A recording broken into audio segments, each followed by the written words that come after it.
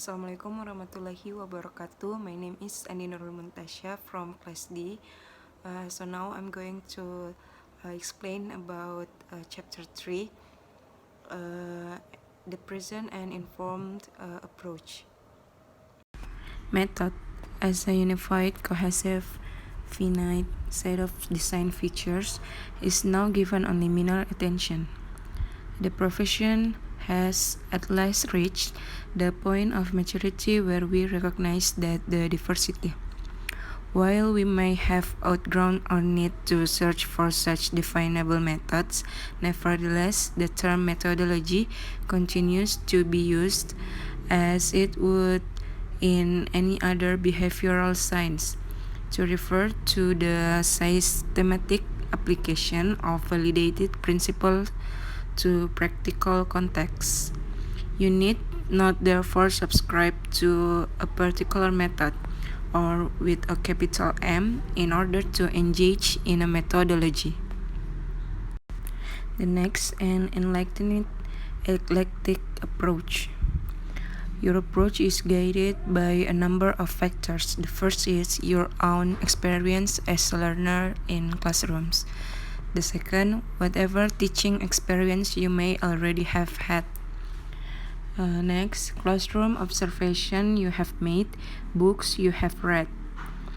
The next is previous courses in the field. The next is there are two reasons for variation at the approach level. The first is an approach is by definition dynamic and therefore subject to some tinkering as a result of one's observation and experience.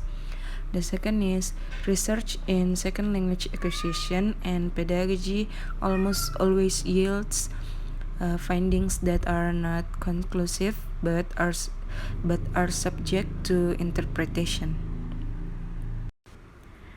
Communicative language teaching. There are 6 interconnected characteristics as a description of CLT. The first is classroom goals are focused on all of the component, grammatical, discourse, functional, social-linguistic, and strategic of communicative competence. Goals therefore must intertwine the organizational aspects of language with the pragmatic.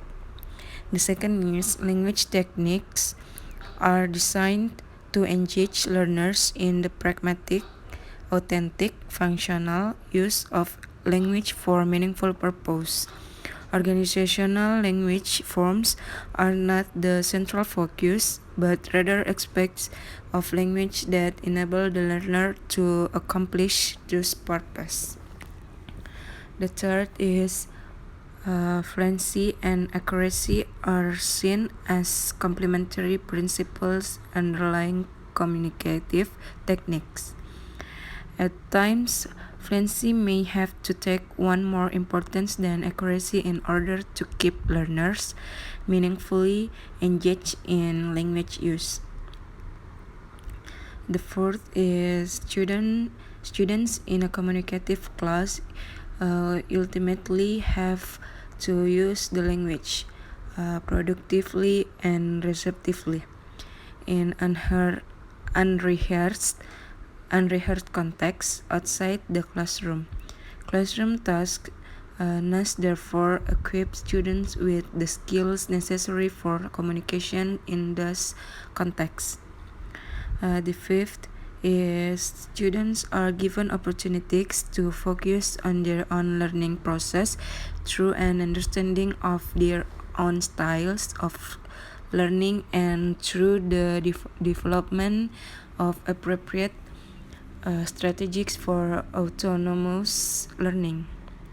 And the last is the role of the teacher is that of a facilitator and guide, not an all-knowing best hour of knowledge. Students are therefore encouraged to construct meaning through the gene linguistic interaction with others. Learner-centered instruction. This term applies to curricula as well as to specific techniques. It can be contrasted with teacher-centered and has received various recent interpretations. Learner-centered instruction includes first, techniques that focus on or account for learners' needs, styles, and goals. The second is techniques that give some control to the student, or group work or strategy training, for example. Next, curricula that include the consultation and input of students and that do not presuppose objectives in advance. The next is techniques that allow for student creativity and innovation. And the last, techniques that enhance a student's sense of competence and self-worth.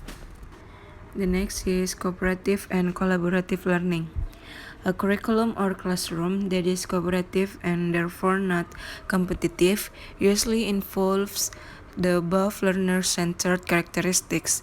Research has shown an advantage for cooperative learning as opposed to individual learning on such factors as promoting intrinsic motivation, heightening self-esteem, creating caring and altruistic relationships, and lowering anxiety and prejudice. In cooperative learning models, a group learning activity is depend on the social structured exchange of information between learners. In collaborative learning, the learner engage with more capable others, teachers, advanced peers, etc., who provide assistance and guidance. The next is interactive learning. The first is doing a significant amount of pair work and group work. The next is receiving authentic language input in real-world context. The next, producing language for genuine, meaningful communication. The next is performing classroom tasks that prepare them for actual language use out there. And the next, practicing oral communication through the give and take and spontaneity of actual conversations. And writing to and for real audiences, not contrived ones. Whole language education. The first is cooperative learning. The second is participatory learning. The third, student-centered learning. The fourth, focus on the community of learners. The next is focus on the social nature of language, use of authentic natural language, meaning-centered language, holistic assessment techniques in testing, and the last, integration of the four skills.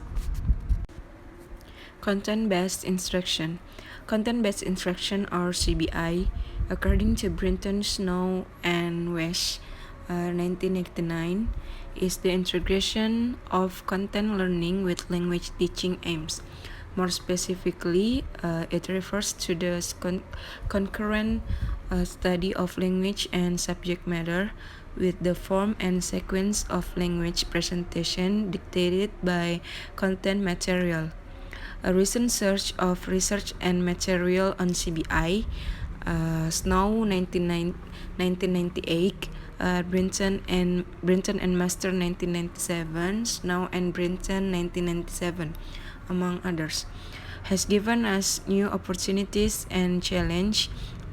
Content-based classrooms may yield an increase in intrinsic motivation and empowerment, since students are focused on subject matter that is important to their lives. Task-based instruction. While there is a good deal of variation among experts on how to describe or define tasks, Peter Sheehan's 1998 concept of task seems to capture the essentials. He defines task and activity in which the first is meaning is primary. The second is there is some communication problem to solve. The third is there is some sort of relationship to comparable real-world activities. The fourth, task completion has some priority, and the last, the assessment of the task is in terms of outcome. And task-based instruction is prospective within a CLT framework that forces you to carefully consider all the techniques that you use in the classroom in terms of a number of important pedagogical purposes. The first is, do they ultimately point learners beyond the forms of language alone to real-world context? The second, do they specifically contribute to communicative goals? Are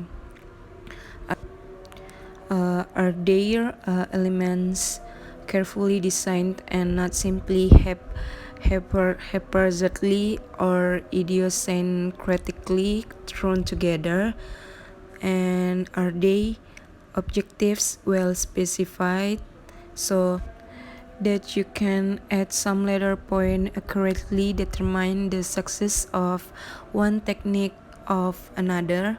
And the last, do they engage learners in some form of genuine problem-solving activity?